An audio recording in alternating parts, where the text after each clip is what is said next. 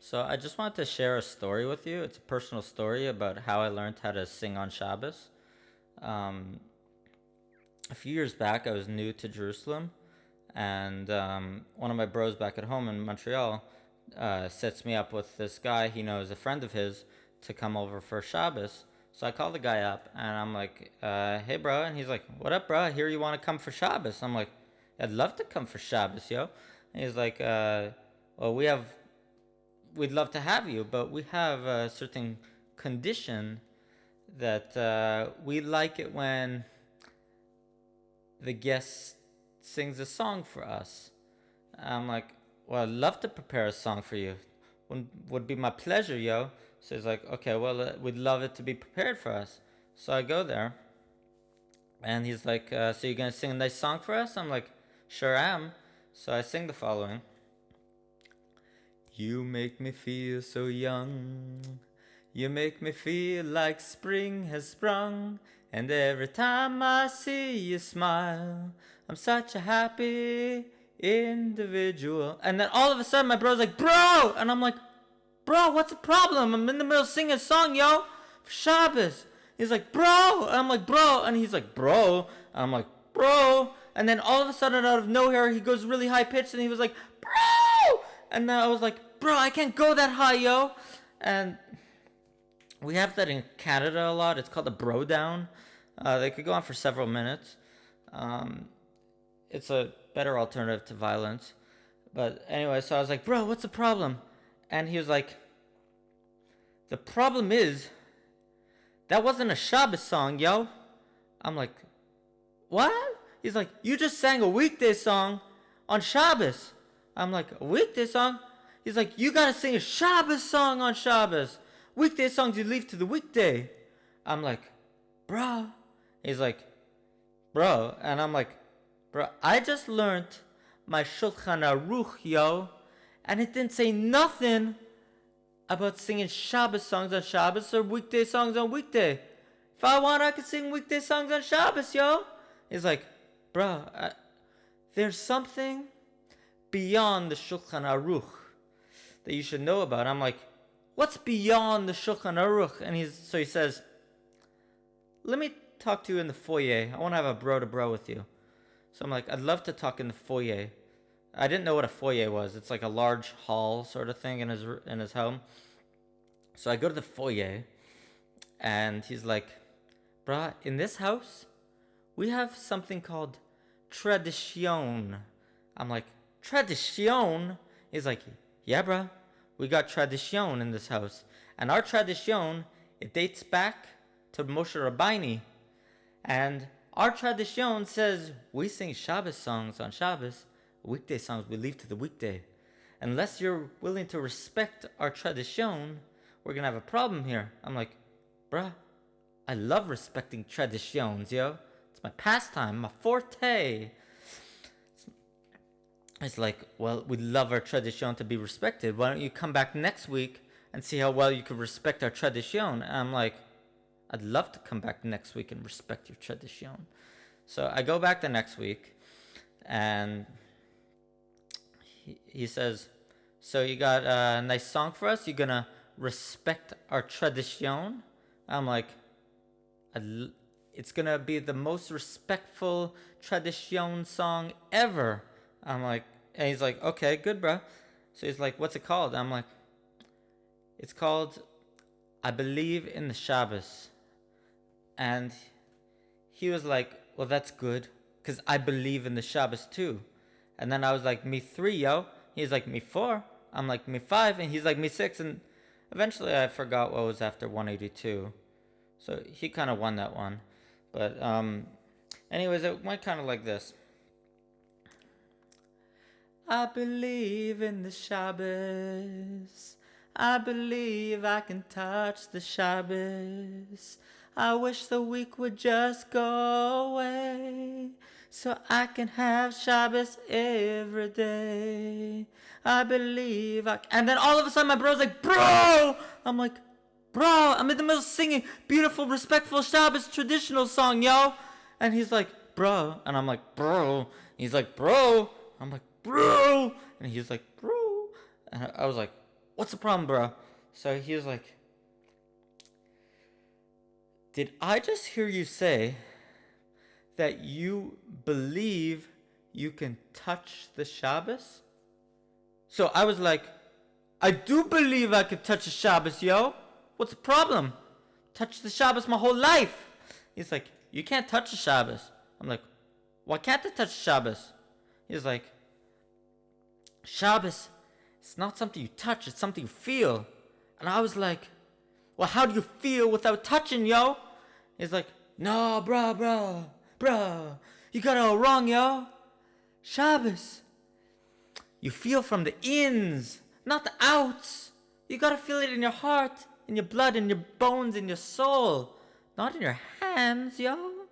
You got it all wrong. I'm like, bruh, I didn't know that, bruh. It's like, bruh, can we talk in the foyer? I'm like, all right, let's talk in the foyer. I'd love to talk in the foyer. So I go to his foyer. He says,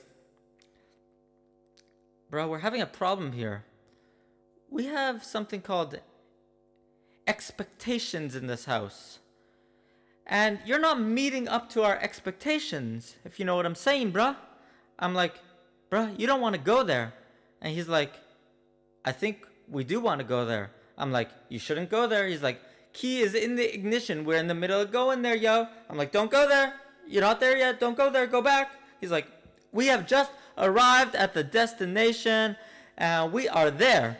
I'm like, bruh, why don't you give me another chance and we could see next week how you can expect your expectations to be expected, yo. He's like, I'd expect nothing less, yo. I'm like, you could expect even more, yo. And then he was like, nothing less is the same as even more. It's a double negative. And then I was like, oh, I knew that, but I like to say things in different ways to promote cultural diversity because there's different types of people in the world and they often seem very different but are really very the same. And then he was like, well, that's very progressive of you, yo. And I was like, thank you. So I go back the next week and he's like, so bruh, you gonna sing a nice Shabbos song? It's not gonna involve touching the Shabbos? Because we don't do that in this house. I'm like, bruh, do you think that I don't do teshuvah? I'm not like that anymore. I passed that point in my life, yo. I'm done with it. I did teshuvah. It's done, yo. And he was like, oh, I don't doubt that you do teshuvah. I do teshuvah myself once in a while. I love teshuvah. I'm like, I love teshuvah too, yo. And then, so he's like, what are you going to sing? So I'm like, oh, I have a song from the far north of Italia. And I'm going to sing it for you. You're going to love it. It's classical. He's like, oh, I love traditional songs. So I sing the following. Oh, mio bambino Shabbos, mi piacerebbe. And then all of a sudden my brother's like, bro! And I'm like, bro, I'm in the middle of singing the most beautiful Shabbos song you ever heard in your life, bro. And he's like, bro. I'm like, bro. And then he was like, bro. And I'm like, bro. And then he was like, bro. And I'm like, bro. Anyways, that went on for a few minutes. And I was like, what's the problem, bro?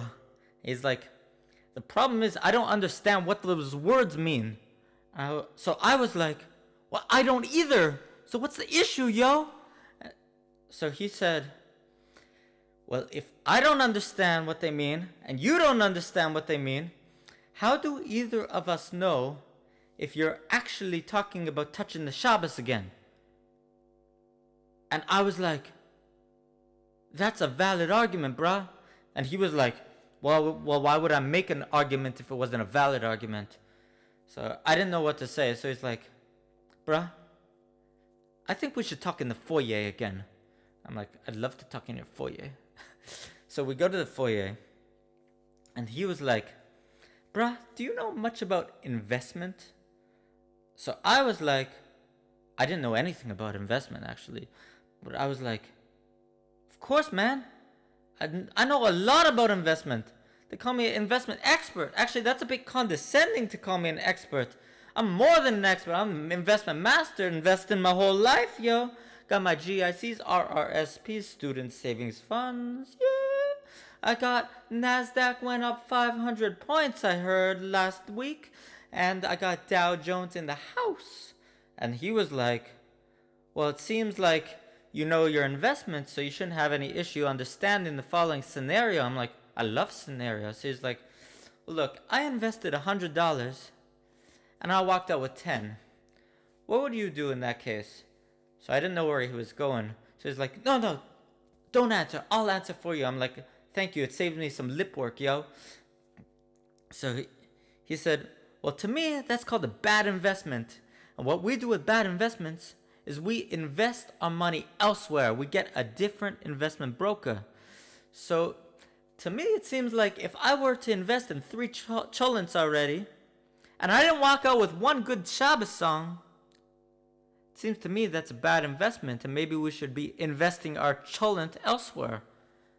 So I was like, bruh. He's like, bruh. I'm like, don't go there. He's like, we just went there, bruh. We're there, yo. I'm like, okay, bruh. If you insist on going there, let me educate you on investment if you don't mind. He's like, well, I'd love to be refreshed. I already know investment, but I'd love to get a refresher course. So I'm like, okay, I'd love to refresh you. So he's like, so I said to him, you know what the number 1 rule of investment is? He's like, yes, but please refresh me. I'm like, the number 1 rule of investment, no risk, no return, yo. If you risk high, you get high possible returns. So it seems to me like you only want to invest 3 bowls of cholent and you expect high return. You want a masterpiece, a Leonardo da Vinci, Mona Lisa, Michelangelo, masterpiece of a Shabbos song to come out. But you only want to invest a small amount. To me, it sounds like you're a low-risk investor. So he was like, yo, no low-risk investors in this house. High risk only, yo. Love high risk. So I was like, well, if you're such a high-risk investor, why don't you up the ante and we'll see about a 4th bowl of cholent. See where your investment gets you. See what happens next week. And he's like, I'd love to up the ante. Nothing pleases me more than making high-risk investments, yo. So then I was like, I went back the next week. I was like, bruh, I better not hear you talk about touching no Shabbos. I'm like, bruh, you ain't gonna hear nothing about touching Shabbos. So I was like, I said to him, I got a song for you. It's called I Will Remember the Shabbos. So he was like, well, I remember the Shabbos too. I'm like, me 3, yo. He's like, me 4. And I'm like, me 5. He's like, me 6. Eventually, I forgot what was after 182 again. So he won that. So anyways, I sing the following song. I will remember Shabbos, and I will keep it too. Don't let your Shabbos pass you by, and don't even think of touching Shabbos. And then all of a sudden, he was balding up in the eyes, and I saw a tear trickle down his left cheek, hit the floor with a splash. The echo could be heard back in Miami. It was so loud, piercing. And I was like, bruh. And he's like, bro. And I'm like, are you crying, bro? He's like, no, I'm not crying, bro. I'm like, it looks like you're crying, bro. He's like, I ain't crying, bro. So I was like, bro, I think we should talk in the foyer. And he was like, I'd love to talk in the foyer. It's my favorite room of the house, yo. I'm like, I like that room too. So we go to his foyer. I'm like, bruh, what's wrong, yo? And he was like, that song, it just, it shook me. It was so deep and meaningful. I'm like, bruh, if you need a shoulder to cry on, I got two. If you got issues, I'll get tissues, yo. What's the matter? He's like, my whole life, I never touched a Shabbos ever, yo. So when you sung, don't even think about touching the Shabbos, I could just relate to it down to my core, yo. I'm like, yeah, I don't like touching Shabbos either. And he's like, so he was like, bruh, if you want a double portion of cholent, you've earned it. So I said to him, bruh, I'm a single portion type of guy.